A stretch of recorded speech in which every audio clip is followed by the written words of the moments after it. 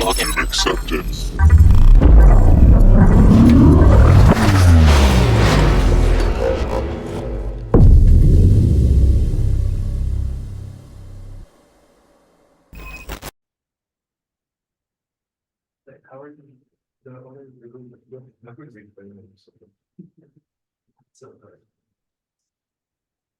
Did that work or no? Did you give it to Derek Tran? Because I still can't share my screen yet. Oh, Derek Tran. Yeah, this is us as well. Yeah.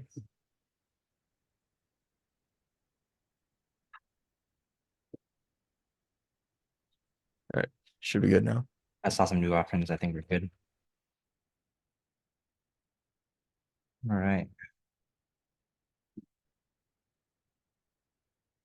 Does this look good?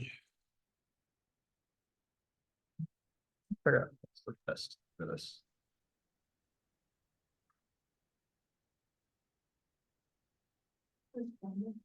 That's probably fine. I don't know what the best of this one is.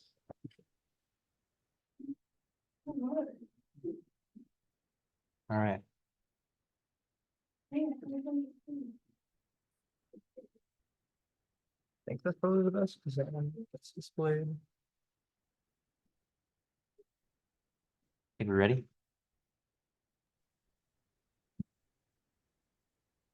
All right, you want me to start it off? Yep. Take it away, Max. All right, so welcome to week 2 of the CPTC bootcamps. We're going to be going over to intro to penetration testing. Additionally, this will cover OffSec fundamentals and the general pen testing methodologies. This is the sign up link.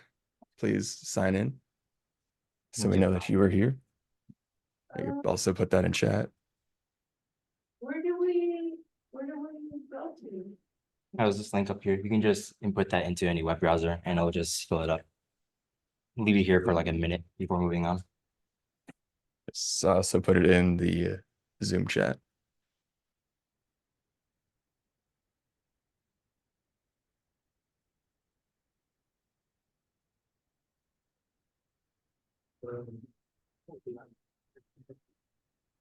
Oh.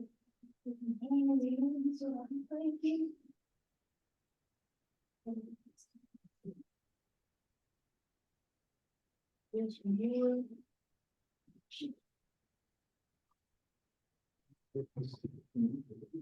I remember we had issues with the proper email last time. This one doesn't ask for email for the school email. Is that okay?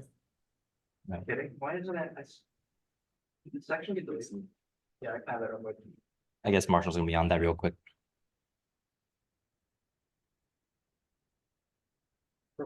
I checked yesterday and it was there. It got deleted.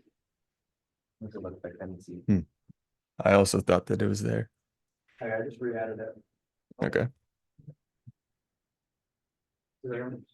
Check it because when I do this section, it's like, oh, that's weird. And then I check the link and it works. I deleted it. It puts the edge somehow. Oh, nobody edited it. Wow. We're just gonna give it another minute and then we're gonna move on to the next slide.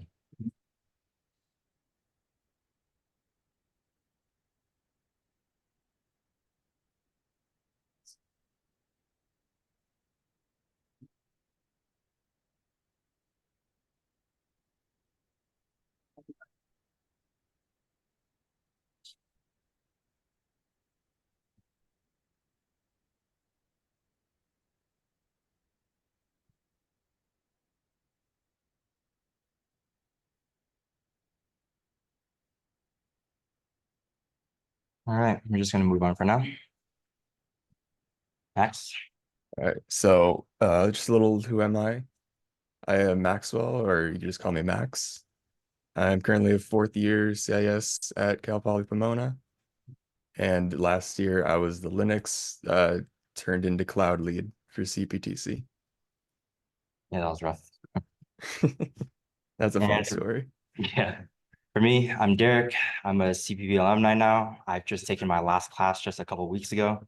I've been on the competition teams for the past few years, starting off with CPTC. I was the web guy from 2022 to 2023. And last year I was on both teams as the webmaster for CCDC and the co-captain for CPTC. So this week, there's kind of like the calendar that we have going on. Last week, that was the kickoff, and this week is just the intro. And that's kind of what we have going into the next couple of weeks. On the agenda, we're going to start off with careers in offensive security, then moving on to virtual machines and networking. Then we're going to cover a little bit of a pen testing methodology, and then we're going to talk a little bit about the lab that we're going to have you guys do. So to start things off, Max? Yeah, so careers in offensive security. You just go, yep. If you're like me and just starting out, when you're starting out with cybersecurity, you might have heard of offensive security and you might have just thought hacking kind of sounds cool, but there's actually a pretty wide range of careers inside of offensive security. These are just 5 kind of showing that range. First off, and what we're going to focus on the most during these boot camps is penetration testing, since CPTC is a penetration testing competition. So pen testing, basically it is ethically hacking where into a client system or environment, and then you curate a certain report in order to help improve their overall security posture. Moving on, red teaming. Red teaming is similar to penetration testing, but it focuses on being a much more stealth and being undetected, in addition to covering a wider range of topics, such as the human elements also. Moving on, vulnerability research. These are researchers that research a specific product or application in order to find new or recurring vulnerabilities. Bug bounty. Bug bounty is the equivalent to, I'd say, freelance pen testing, in that a company can sign up or sign a deal with a company such as HackerOne or BugCrowd, and it basically gives the general public permission to test certain elements of their, in most cases, it's web applications, since that's kind of the most public facing parts of a business. So if you're interested in web, I would highly encourage you to look into this. Last but not least, tool development. This is it's pretty self-explanatory. You could develop tools that also help all the other careers in offensive security. We'll get into some of those tools later. And yeah, like I said, there's many more. Next slide. All right, so how are we or penetration testers different from the bad guys? Like I said earlier, we are ethical hackers.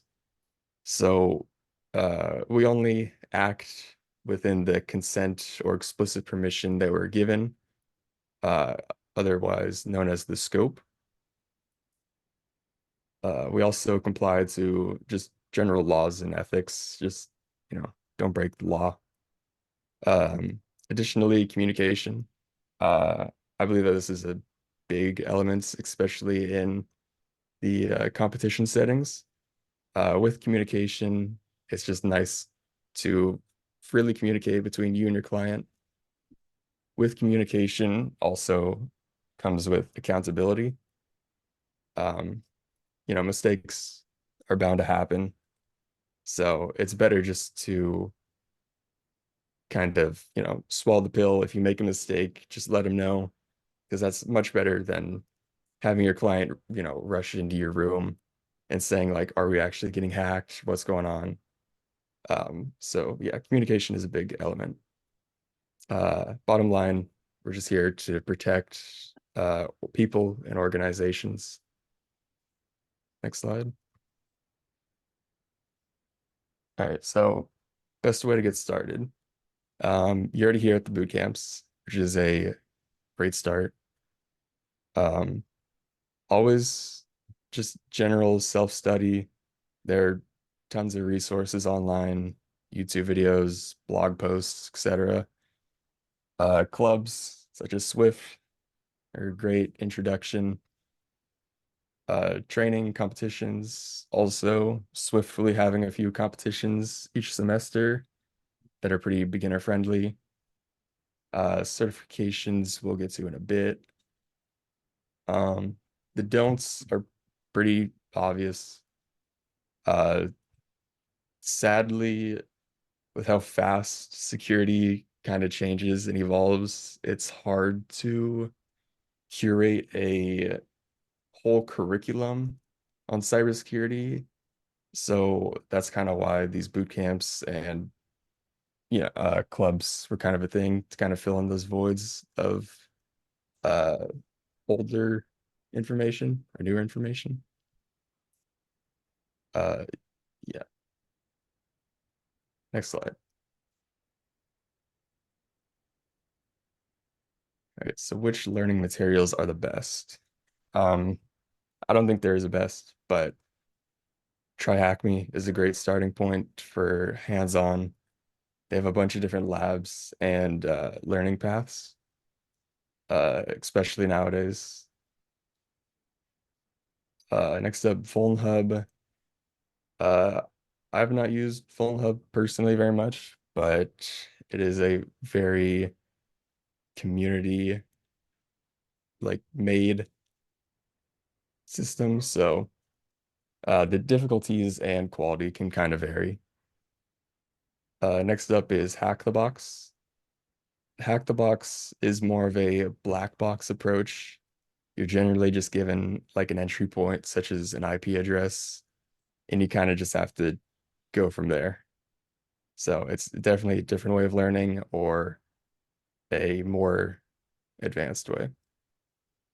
All right, next slide. So certifications. Um, Certifications are kind of a general way for your employer to kind of checkpoint your knowledge.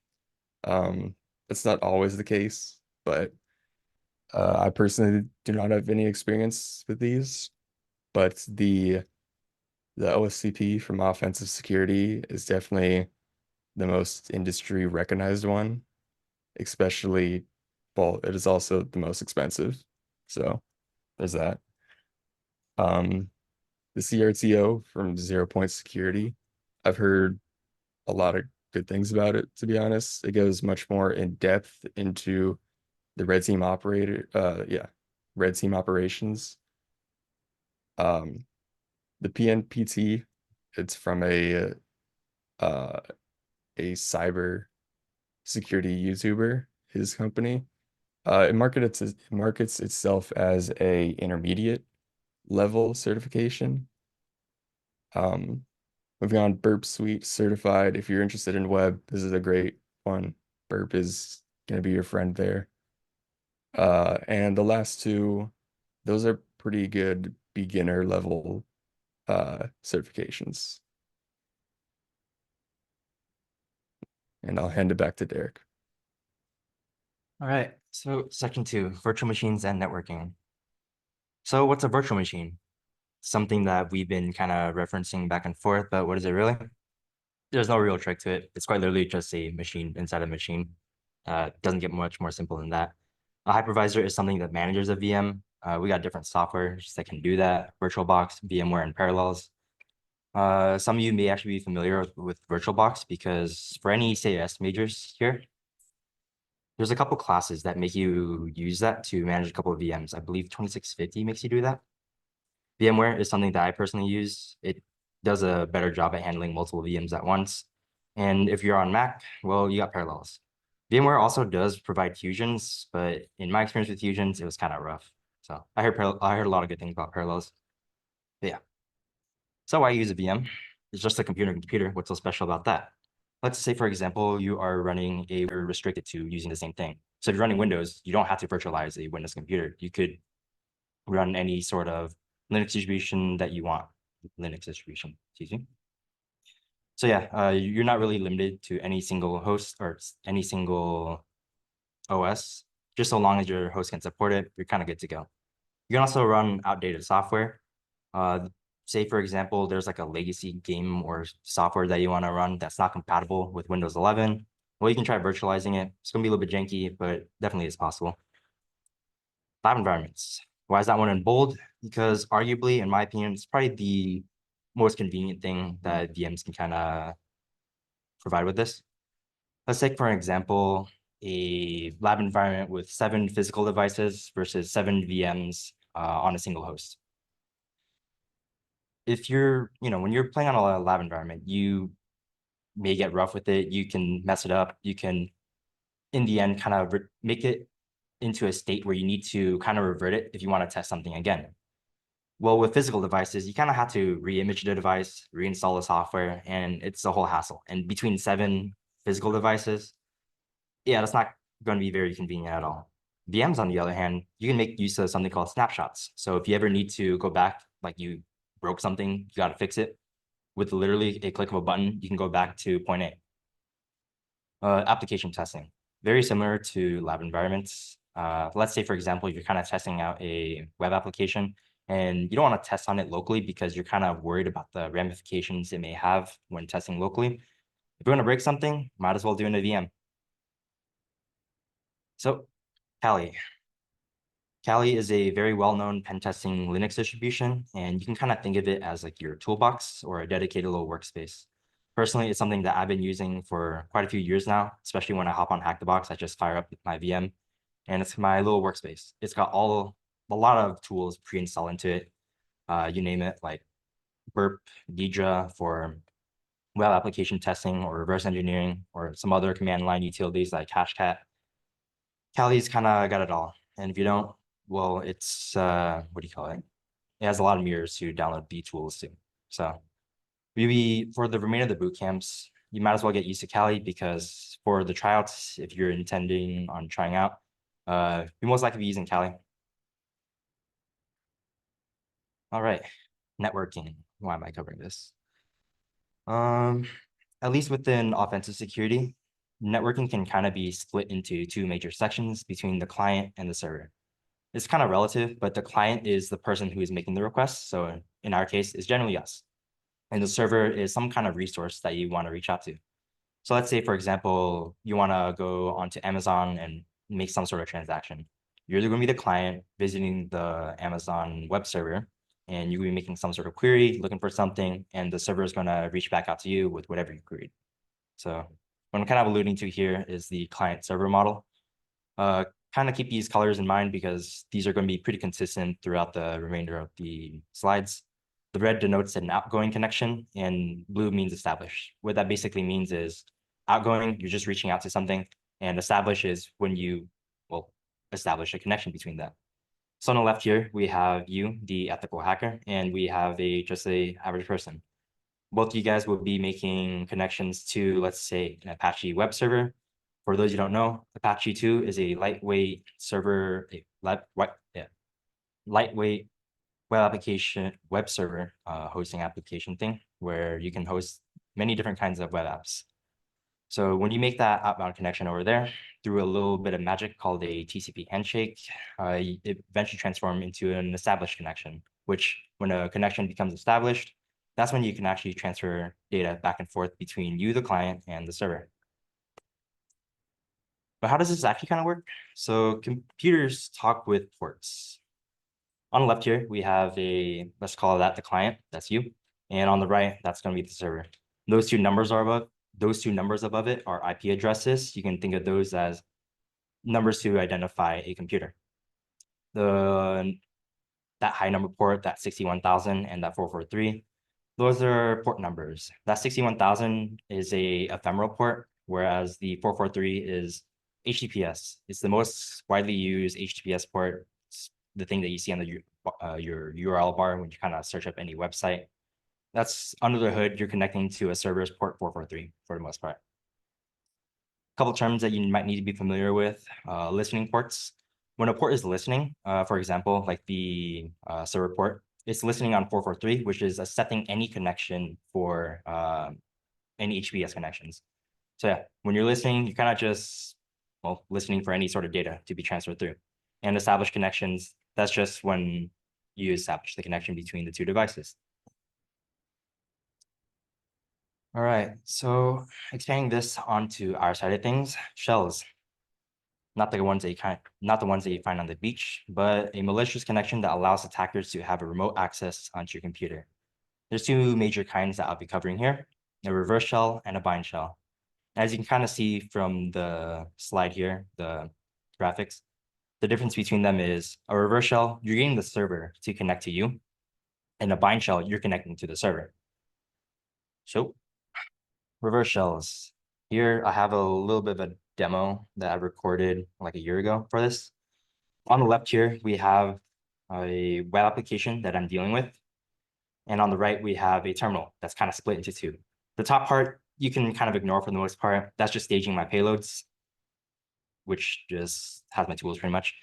And the one that you kind of want to be looking at is the one on the bottom right. Now, the one on the bottom right, I set up a listener on port 4444 through a netcat command. Basically, I open up on my Kali machine a port to listen for any kind of connection going out from port 444. Now, on this web application here, I've discovered that there is some kind of command injection vulnerability. So I'm kind of abusing that to kind of pop a reverse shell. So you don't need to memorize any of the commands that I'm running over here, but just kind of know that I am doing a little bit of a funny to get a connection back to myself. So to be clear, the little shell on the bottom right, that's just my Kali machine. And pretty soon I'm going to turn it into, does this not run? Oh, that's the wrong one. So over here, I'm be running a couple commands on the web server here, and it's basically going to be requesting certain payloads from my stager I have over there. Basically dropping a payload onto their disk, changing up its permissions, and would you look at that? I now have a connection from somewhere else. Who am I? www.data, which is the server, or which is the service account that is running that website. So it's pretty neat. It's how you can get full remote access to another computer through something called a reverse shell. Pretty neat.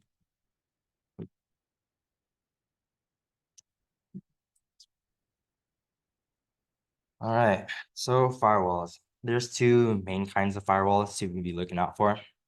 There's host-based and network-based. So they're pretty self-explanatory. Host-based firewalls, you deal with the host. The reason why that net filter is up there is because most likely you'll be dealing with IP tables, which is owned by netfilter. Network-based firewalls, you'll be dealing with traffic that has to go through the network. For this, you'd be kind of dealing with a actual appliance, like a Cisco firewall, for example. And my best way to kind of put this into an analogy is that, like, you can think of a network-based firewall as like an umbrella, and a host-based firewall, like, let's just say 3 people under that umbrella. That network-based firewall, the umbrella, is keeping you out of the rain and all the people under it out of the rain, but it's not going to catch everything. So that's what your clothes are for, right? To kind of at least not get you too wet, I guess. But yeah. So moving on to this diagram here, I'm going to be using this example quite frequently, moving on. So on the left here, let's look at that top line. We have like a client that's reaching out to a web server. So that little second icon there, that's the web server. That third icon, that wall, is a firewall. And the icon on the far right, that is a database. So for the examples I'm going to be using, you, the client, cannot directly reach the database. However, that web server can. So how do we kind of like reach into that? Well, I'll cover that in a second, but firewalls, they prevent, what do you call it? They kind of lower a company's attack surface by limiting the connections to sensitive resources, because why in the world would the client need to directly access a database? That's typically what a web server is for. So kind of limit what you don't need. So on that bottom line here, we have like a threat actor who's trying to reach the database, and boom, it's just blocked out by the firewall, because the firewall is designed to block out any external connections outside of that data, outside of the web application or the web server. All right, back to you, Max. All right, so now for some pen testing of fundamentals. Go ahead and go next. So the general cyber kill chain. Now, as extreme as kill chain might sound, It's basically the general progression or thought process of a pen tester during an engagement. There are many different types of kill chains. So we're going to be kind of using our own simplified one, just on the next slide. All right, so our simplified kill chain is made up of 4 separate parts. First, reconnaissance, then exploitation, post-exploitation, and then lateral movement.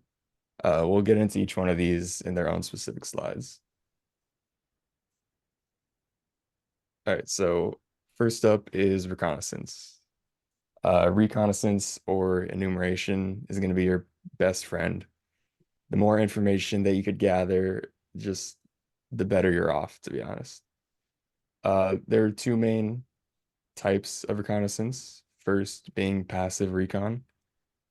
Passive recon, or also known as open source intelligence, is a way of collecting information without directly interacting or testing a client's infrastructure. So with this, you use more search engines such as Google. Social media websites are also very big. As you can see, there's the picture below. It's called the OSINT framework. We'll also get into that. Moving on to the next type of reconnaissance is active recon. Active recon is where you're a little bit more hands-on. So you're going to be scanning with Nmap on a network base. Also, your directory enumerations for websites. We'll get into more of the directory enumeration on the web week. So next slide. Going back to passive recon, this might look like a lot of information, but to be honest, this is only a very small amount of information that you could possibly find just with open source information and tools. Some of the most important are going to be the websites. If your client has a website, there's going to be a lot of good information for you there. Another one would be employee social media. Employees, they're honestly the weakest link in security and people in general. So, social medias are great points of contact for information.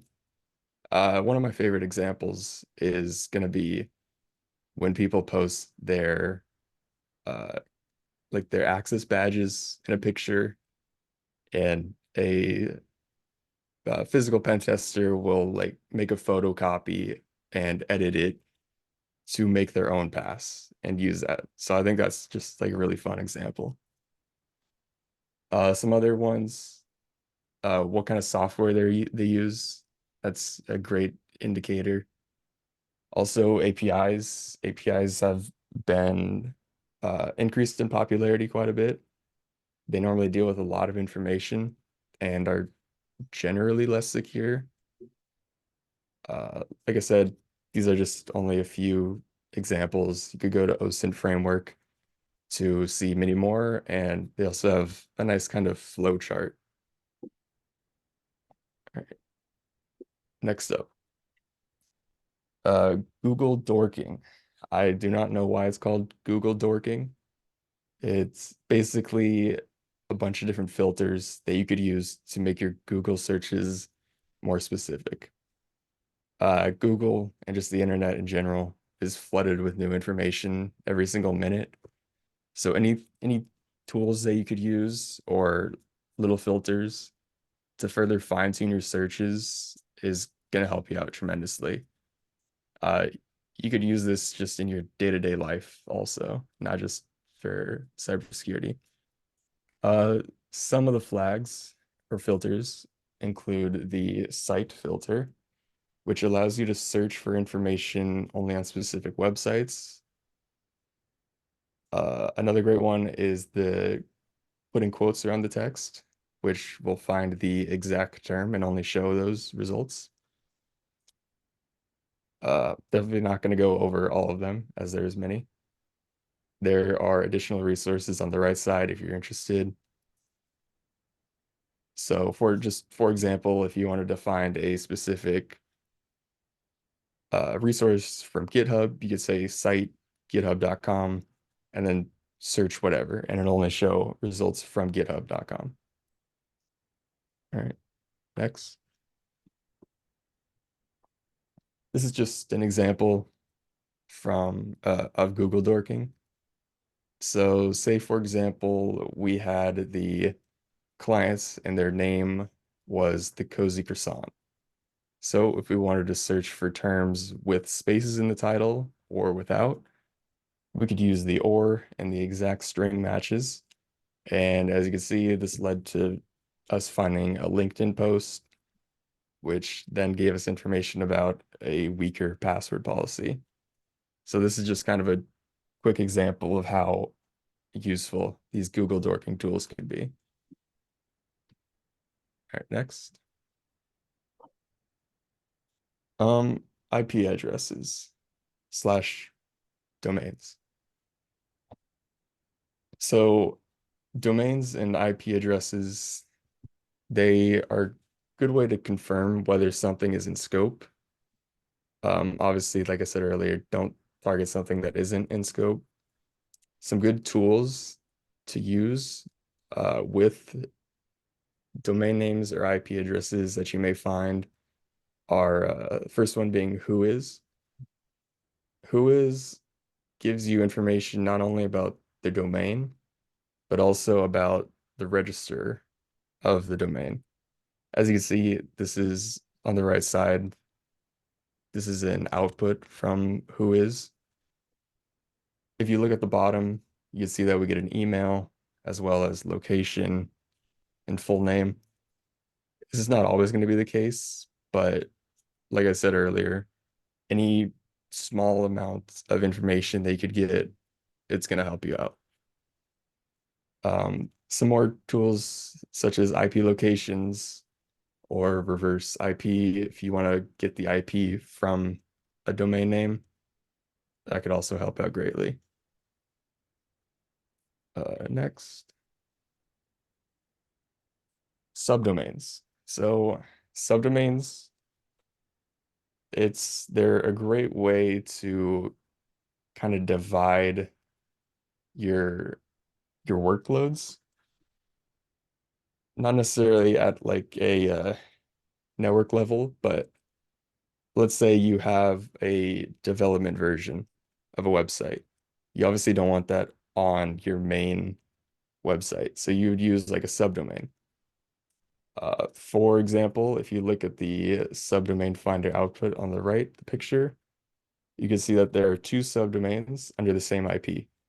First one is VDI, and the next one is warehouse. So subdomains are a great way to split up one IP, but also serve different types of information. Next. So search engines, and these are different search engines than Google. One of the biggest ones for IP addresses are going to be Shodan. This is kind of a gray area because as you can see, you could search an IP address and it does some port scanning and general fingerprinting. This is kind of on like the fine line of passive reconnaissance, but uh, it really can't be tracked back to you. It's kind of just from a public service. So it's kind of debatable, but it is a great resource. All right, next up. Moving into active reconnaissance, the fun stuff. Your best friend, your bread and butter is Nmap. It is a network mapper. It is great for scanning both hosts and networks. There's a picture on the right, as you can see. You are scanning the IP address of 192.168.124.101. And if you look down a bit, you could see all of the open ports as well as a nice little list of services there. Just a quick example, there are numerous different flags that you could use with Nmap. Some of the most important is going to be your TACP, which lets you specify a port or a range of ports. SV runs version checks of services, which we will also look at, and versions are very important. SC runs just a general package of scripts, and min rate, which is the speed of your scans, which I would also like to focus on because the speed at which you scan, especially in a competition environment, can be pretty important, especially now that tools are being created with more efficient and faster programming languages such as Rust and Go. Your scans can be pretty noisy and a heavy load on the network. A pretty fun example would be last year's globals at CPTC, where there was a team that sent about 1 million requests per second to an endpoint. So just generally knowing how fast your scans are is going to help you out. Next up. All right, so weaponizing our information. So now that we established a little bit about Nmap, we can see on the left, we ran a scan on 10.10.10.189, and it gave us that port 21, or FTP, is open, and it is running Pro FTP version 1.3.5. So we could use good old Google and just add exploit to the end. And as you can see, we could see a remote command execution vulnerability on exploit DB, which we will also look at in a second. Next up. All right, so Metasploit. Metasploit is a very powerful exploitation framework. You could create your own modules, but there are already so many modules of exploits that are already available. They're great for both initial exploitation and post-exploitation. It is kind of its own environment as it works with other tools as such. It's Meterpreter C2, as well as you could create payloads with MSF Venom, which we will look at in a minute. For exploit DB, that is the Google search that we just went over. Exploit DB is a public database of exploits made by the community. Since it's very public, they're both verified and unverified exploits. So when you're grabbing like exploit scripts from there, you want to kind of be careful and definitely like look through the code that you're running. With this, more manual work may be involved with changing variable names or even just like certain elements of the program itself in order to make the exploit successful. Next. Yeah, so this is an example of your general Metasploit workflow. Before this, that isn't in the screenshot, you would select the DNN cookie deserialization RCE. As you see at the top in the giant red, that is the module or exploit that you're going to be using. So at the top, you can see we're using the set command. Basically, this is just setting a bunch of variables in order to make the exploit work for us. So ton 0, that's just our IP address. L port, that's our port. And our host, that is the remote host or the victim in this case. After running this, we could see that the exploit gives us some output. hopefully it works. In this case, it did, and it opened up a interpreter session. So this is the interpreter C2 basically, or command and control. This is basically just an advanced command line interface with a bunch of different tools for any stage of the mainly the post-exploitation stage. As you can see, we're using get UID to get our username. And a fun one is get system, which basically just tries a bunch of different ways to escalate your privileges. In this case, it worked, and then we can see that we're system, but we'll get more into privilege escalation. Next up, going up back to our next slide. Going back to the Google search, this is the ProFTP exploit that we found on exploit.db. As you can see, it's basic information, this general CVE number, the author, but the main thing is just the script itself. So definitely read through this. You're probably gonna have to do a few edits or flags in the command line in order for certain exploits to work for you. But it is a great resource. All right, next.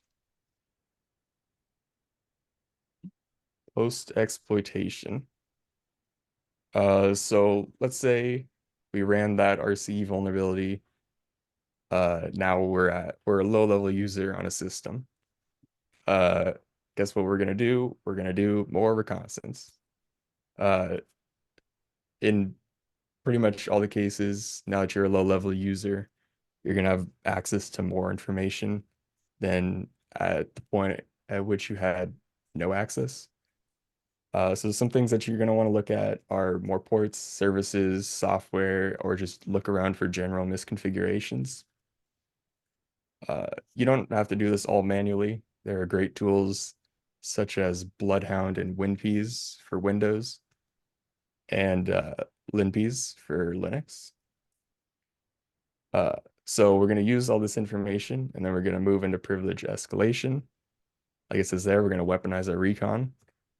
We're going to hopefully have enough information to find another misconfiguration or vulnerability and gain the coveted root or NT authority system. So once we have the highest level access, we're going to be looting. This does not mean that we're going to be stealing a company's sensitive data. We're more so just trying to prove the point that we were able to obtain these sensitive files or database information, etc. Credentials are a little bit different. I think we're going to cover them in the next slide, but credentials can be used in the environment to further gain additional access.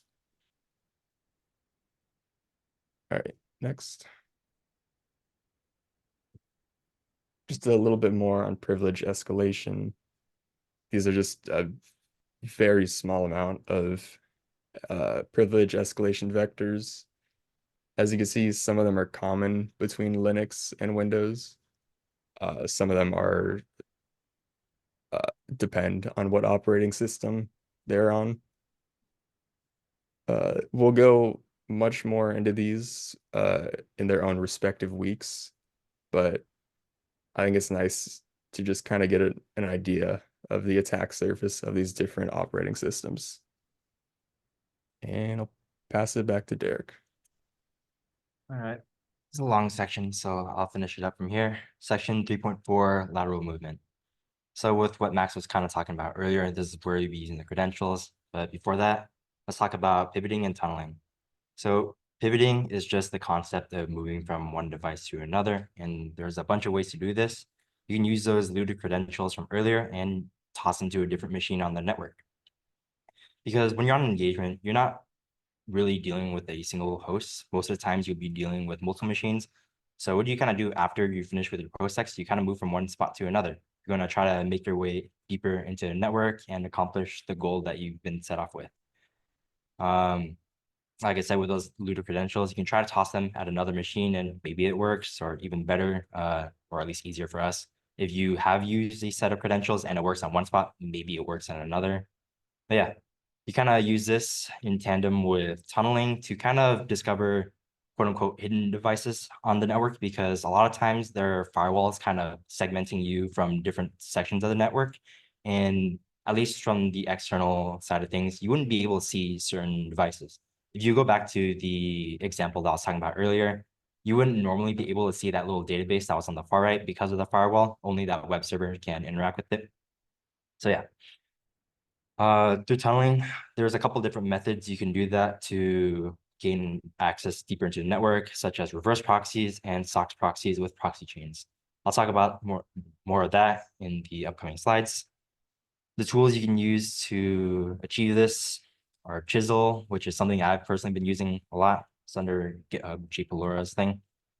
Metasploit, as Max mentioned earlier, and a lot of C2s nowadays have a built-in functionality to also tunnel as well. Yes, tunneling.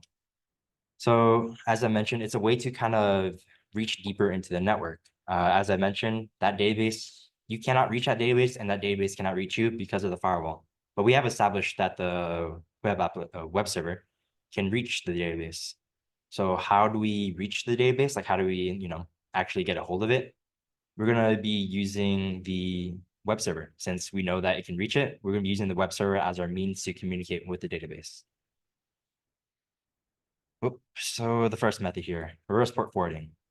So on the screen here, by compromising a web server, we can forward the traffic going to the web server to us. If we have a reverse shell send traffic to the reverse forwarded port, it instead goes to our computer instead. So again, same tools that I mentioned earlier, Chisel, C2s, but also SSH is able to perform port forwarding as well. And here's a little graphic about what I was just talking about. Let's assume that we managed to compromise the web server. On that web server, we can begin to port forward the traffic, let's say for this example, on port 1273, and we're going to forward it to our hosts. On our host, let's just say that we set up a listener on the same port just for simplicity's sake. So how do we extend this to actually reaching the database? From the compromised web server, let's say that we managed to compromise the database somehow, whether it be through anonymous Postgres, which has code execution capabilities, or you managed to SQL inject your way into popping a shell, or you dump the credentials to gaining access, whatever it may be. But let's just say that you managed to gain code execution on that database. Again, that database cannot directly reach you, but it can reach the web server. So what you could do is set up a reverse shell to point towards the reverse port forwarded port that we have on the web server and forward that traffic to us instead. So we can kind of use the web server as a little thing in the middle that we can channel our traffic through. Reverse port forwarding has its pros and cons, but this is kind of what it's mainly used for. Another way, if you don't want to use reverse port forwarding, is through proxies.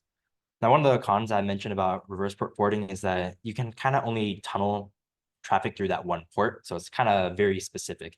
But what if you want to reach like a bunch of other things? Like, let's say that you discover that there's a database back there, or like a deeper database, or another web server in there, and you want to reach all that without having to port forward every single port just so you can kind of reach that traffic.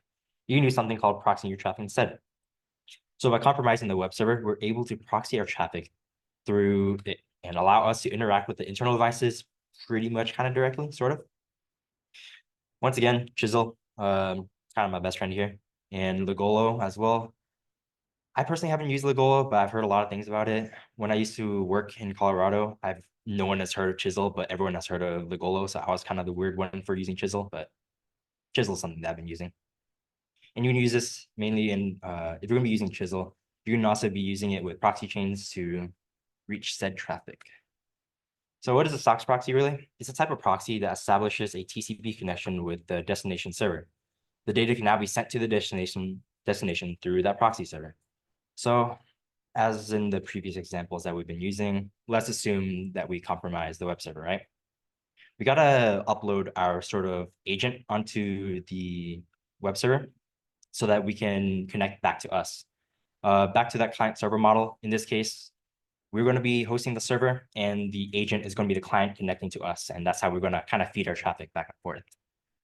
So as we talked about earlier, that web server is able to reach the database, but we're not, right? So we're going to be establishing a SOX proxy server on our end. We're going to put that agent onto the compromised web server, and we're going to feed the traffic to us. So pretty much once you set up that, you're able to interact with the database through the SOX proxy server as if you were that web server. So anything that the web server can see and can access on the database, you can now access as if you're that. So SOX processing is a little bit slower than reverse port forwarding, but you are more open to a wider range of information. All right, so that kind of covers the pen testing methodology. So for the lab, this is similar to last year. We're going to be doing Bandit over the wire. Why are we running this again? It's because it's pretty important to be familiar behind the keyboard.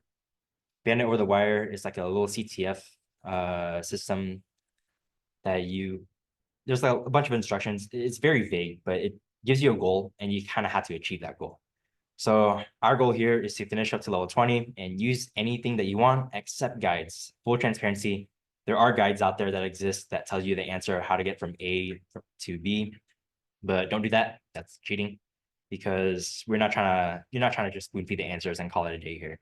A lot of the learning in Bandit comes with the struggles. So as you're trying to figure out the answer, kind of sticks with you a little bit better.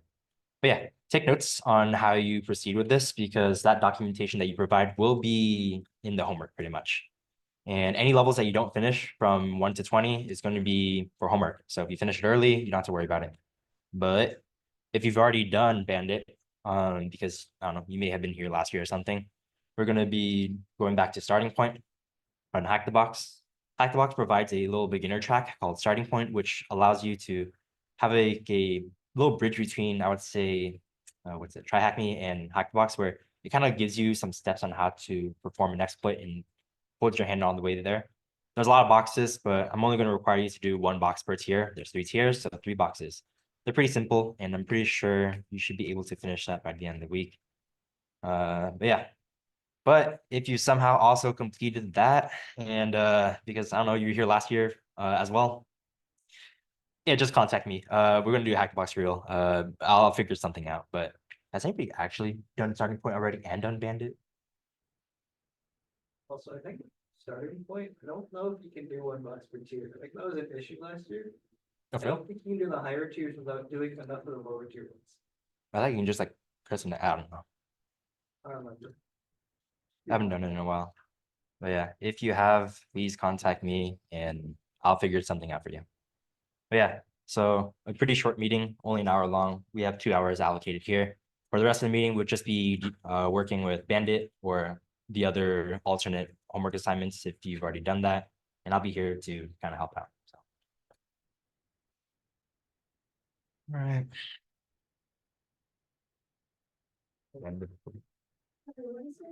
I'm Derek. Is there a way to download that PowerPoint? The slides will be provided, I believe, through an announcement that Bill will eventually send. I believe he also sent it last week as well. So all the stuff that we have up here is going to be available on our Discord. Discord.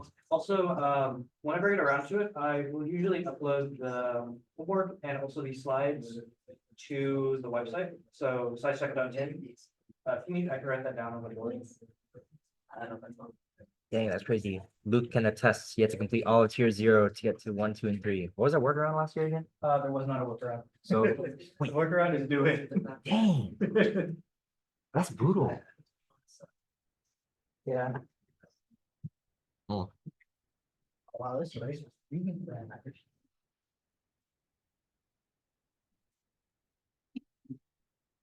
Right, I'm going to end the recording, but I'm going to still be here.